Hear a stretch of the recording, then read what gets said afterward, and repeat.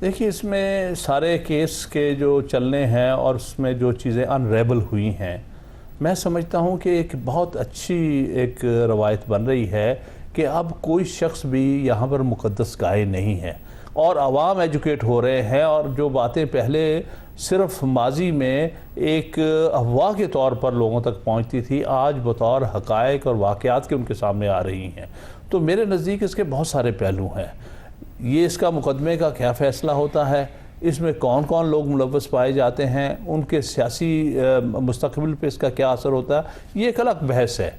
लेकिन अफवाज के किरदार का और ISI के किरदार का तयन होना ख़ास तौर पे सियासत के हवाले से बहुत ज़रूरी था और होना चाहिए। और हम इस चीज़ की सारी आवाम तवक्को करती है कि सुप्रीम कोर्ट इसके कोई ना कोई वाज़ेह पैरामीटर्स जो है और कोई ना कोई गाइडलाइंस जो है ले डाउन करेंगी ताकि आइंदा से ISI सियासी मामलात में मुदाखलत ना कर सके। अहमद खान साहब की इसमें जो आप देखते हैं कि जो सुप्रीम कोर्ट है, इसके ऊपर पहले ये तासर ये था कि वो, जैसे मैंने पहले अर्ज़ किया कि जो PPP के पीरियड पड़े हुए, लेकिन अब उन्होंने मिसिंग पर्सन का केस लें, ये वाला केस लें, तो सुप्रीम कोर्ट की साख जो है एक इंडिपेंडेंट और बहुत ही असर्टिव वॉच डॉग के तौर पे कुछ बेहतर नहीं हुई इस बिल्कुल में से।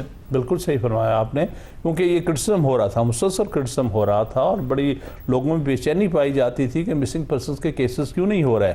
इसी तरह से ये कहा जाता था कि जी जो भी केसेस लगते हैं वो तो सिर्फ पीपल्स पार्टी के ही हवाले से लगते हैं, उन्हीं के लोगों के लगते हैं, और जो दूसरी मेन पार्टी है उसके केसेस जो है लगाए नहीं जाते ना सुने जाते हैं। इस बात की भी नफ़ी हो गई है और मैं समझता हूँ ये सुप्रीम कोर्ट के लिए, उसके रोल के लिए, उसके आइनी किरदार के लिए एक बहुत अहम चीज़ है। यहाँ मैं आखिरी सवाल आपसे पूछना चाहूँगा। हामिद साहब, आपने भी बात की थी, बात हो रही थी पैसों के हवाले से कि एजेंसियाँ पैसे देती हैं। इमरान खान साहब पे भी इल्ज़ामात लग रहे हैं, चौधरी निसार कह रहे हैं और दीगर नवाज शरीफ साहब कहते हैं जी ये तो एस्टेब्लिशमेंट के सियासतदान हैं। इस पे मतलब क्या कहेंगे आप? मतलब देखिए, बात ये है कि मुझे तो हंसी आती है जब ये इस किस्म की बात नवाज शरीफ साहब या चौधरी निसार साहब कहते हों, क्योंकि ये तो बुनियादी तौर पर पैदावार ही फ़ौज की और एजेंसियों की है। ये तो इस्टेब्लिशमेंट की वतन से पैदा होने वाली पार्टी है, किसको नहीं पता। लोग भूल जाएं तो और बात है, वरना हमारा हाफजा इतना कमज़ोर नहीं। लेकिन भूल भी जाए तो हम तो मैदान गेट आ गया, उसके बाद कैसे भूलेंगे? उससे भी रिवाइव होगी। लेकिन एक बात जो मैं ख़ास तौर पे कहना चाह रहा हूँ कि ये बहुत पुरानी बात नहीं है। नवाज शरीफ साहब बतौर वज़ीर आज़म, बतौर वज़ीर आला बारहा जनरल ज़ियाउल हक़ की वफ़ात के बाद ये कहते रहे हैं कि मैं उनका मिशन पूरा करूँगा। बिल्कुल, जर्नैलों का मिशन पूरा करने वाले हम पर इल्ज़ाम लगाते हैं। हम तो 15 साल जो है एक स्ट्रगल के बाद अवाम की नज़रों में आए हैं और अवाम की तो जो हमारी तरफ हुई है। आपने तो 15 दिन भी नहीं काटे इस तरह से। आप तो आते ही वज़ीर बने, फिर वज़ीर आला बने, फिर वज़ीर आज़म बने, हर मौके पर आप साथ हैं। जो कुछ आपने अगर सफ़र किया है तो वो तो मुशर्रफ के आने के बाद किया है। उससे पहले तो हर चीज़ जो थी वो आपका रास्ता में खुद बहुत खुलती चली जा रही थी, चाहे वो ISI थी, चाहे वो फ़ौजी अदारे थे, चाहे इसमें और मुख्तदर अदारे थे जिनको हम कहते हैं पावर्स दैट बी, वो सब आपके साथ थे। हमारे साथ तो आज तक कभी कोई अदारा नहीं है। आज भी अगर आप देखें कि हम अपने ही ज़ोर पर जो है वो जलसे करते हैं। हमारे पास कोई यहाँ बसें नहीं होती जो दूसरे शहरों से लेके आती हैं, उसी शहर से लोग उठा के ले जाते हैं। हाँ बिल्कुल, अभी कुर्सियाँ भी उठा ली जाती हैं। तो ये इल्ज़ाम लगाना तो एक ये बताता है कि उनके पास कोई सही माने में इल्ज़ाम बनता ही नहीं है, तो एक फ्रूई सा, एक हवाई सा इल्ज़ाम लगाते हैं। चलिए हामिद खान साहब, बहुत शुक्रिया हमारे प्रोग्राम में शिरकत का। नाज़रीन, यहाँ वक्त हुआ ब्रेक का, हमारे साथ रहिए। बाबर अवान का क्या हशर होने वाला है? अगर कंटेम्प्ट लगती है डिस्क्वालीफाई भी हो जाएंगे और पीपल्स पार्टी एक सीट लूज कर जाएगी, क्योंकि पंजाब से इलेक्शन होंगे उसके। वहीदा शाह को अपनी मुंह की खानी नहीं पड़ गई। तशद्दुद तो मेरा ख्याल है कि एक ऐसी चीज़ है जिसका बुलेट और बैलेट का आपस में कुतल है।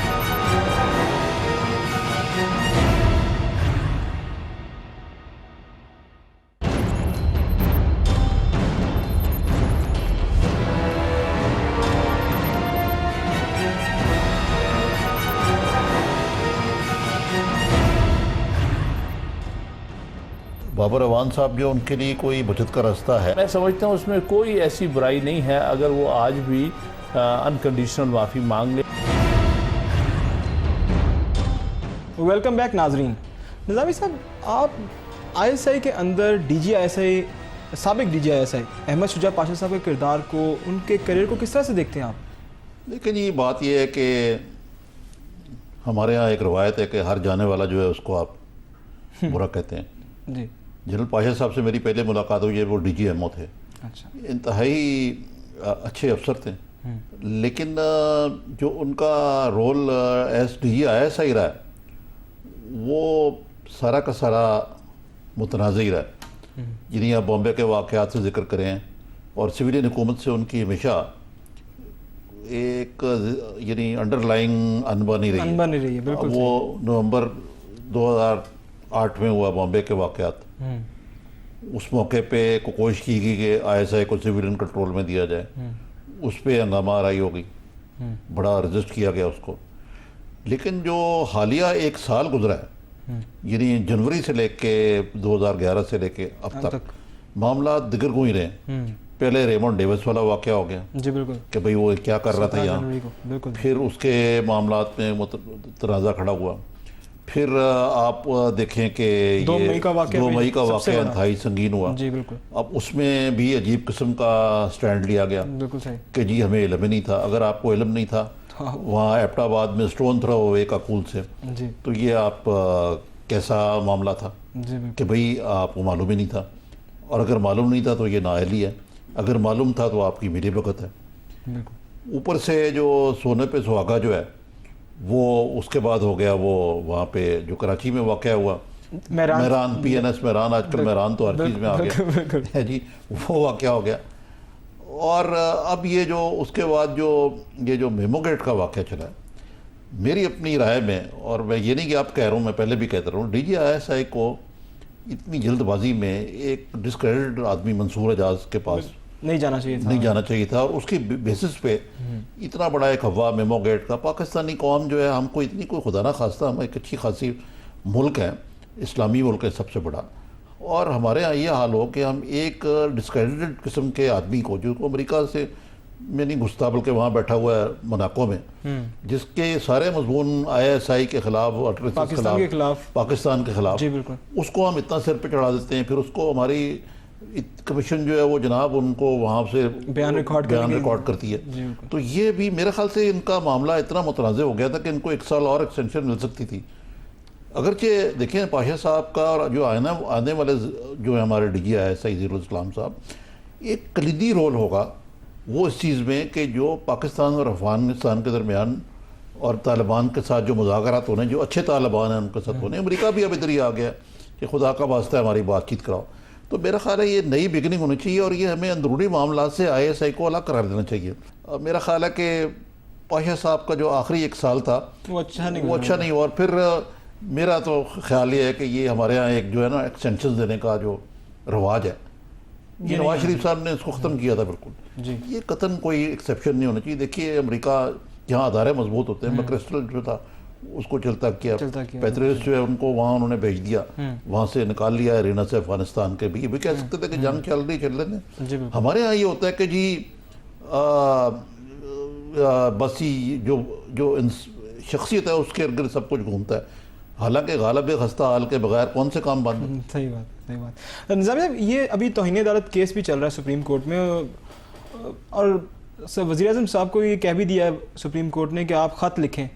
इस पे क्या कहेंगे, मतलब ख़त लिखेगी? मतलब बलोच साहब कहते हैं कि जी मेरी गिलानी साहब से बात हुई। अच्छा, मैं गिलानी साहब आप ये लिख दें ख़त, कहने लगे भाई अगर फ़र्ज़ करें कि नवाज़ शरीफ साहब प्राइम मिनिस्टर हों और शहबाज शरीफ साहब को कहा जाए कि नवाज शरीफ के खिलाफ ख़त लिखें, बहस की ख़त्म, उन्होंने कहा तो आया लिखेंगे वो। तो मेरा भी यही मामला है कि मैं अपने सदर के बारे में ख़त नहीं लिखूँगा। अच्छा, यानी इसमें कानून, कंटेम्प्ट का केस, जो कुछ भी अपनी जगह पे हो, लेकिन गिलानी साहब जो हैं वो कभी ये नहीं करेंगे आप कि सदर पाकिस्तान के खिलाफ ख़त लिखें।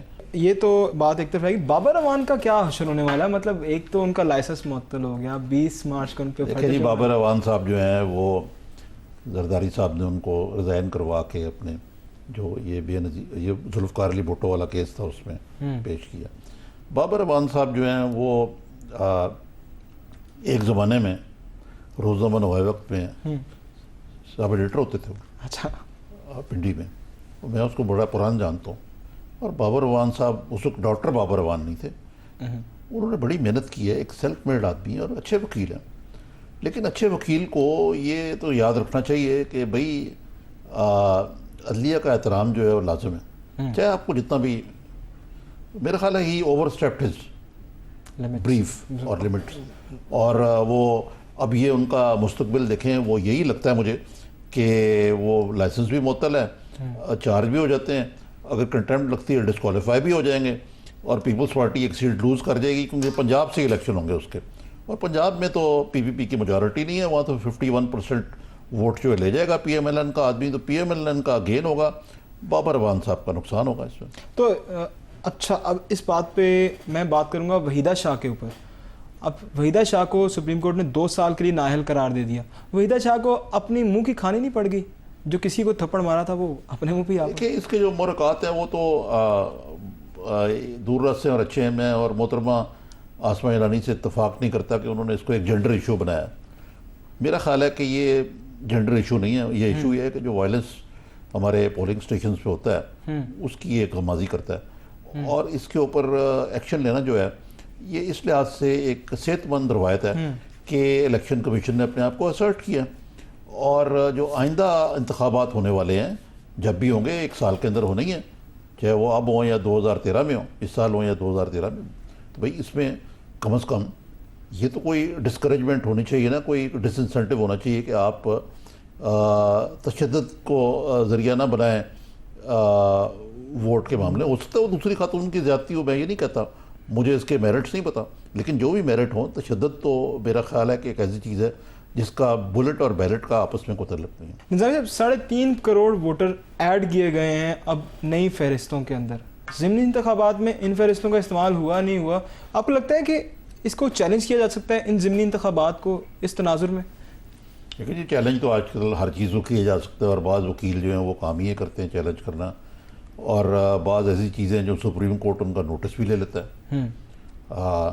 ये तो एक अलग बहस है कि जी सुप्रीम कोर्ट जो है वो हाई प्रोफाइल केसेस तो ले रहे हैं। अब ये असर खान केस जिस पे हमारी अभी बात हुई जी बिल्कुल, और जो केसेस हैं उनमें अभी वहीदा शाह वाला केस में भी उन्हें काम किया, लेकिन कुछ निटी ग्रिटीज़ भी हैं इंसाफ की कि आम आदमी को इंसाफ आया वो मिल रहा है या नहीं मिल रहा।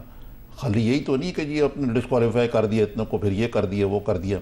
मेरा ख्याल है कि अब अदलिया को भी अपना जो है ना तयन करना चाहिए कि वो थोड़ा सा काम उन केसेस भी करे जिससे कि लोगों को वाकई नज़र आए कि अदलिया की आज़ादी जो है उससे एक आम आदमी को भी फ़ायदा है। जहाँ तक कि वोटर लिस्ट है कि ज़िमनी इंतखाबात में पहले किया, फिर दोबारा ज़िमनी इंतखाब हुए, अब करेंगे तो ये अदलिया करेगी नहीं मेरा ख्याल से, क्योंकि अदलिया को भी राय आमा को देखना पड़ता है। राय आमा कहेगी यार ये क्या मजाक है। निज़ामी साहब, बहुत बहुत शुक्रिया आपका।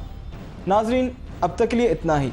आप हमें अपनी कीमती आरा से आगाह कर सकते हैं ज़ेरे बहस @sama.tv पर। अपना बहुत सा ख्याल रखिएगा। अल्लाह हाफ़िज़।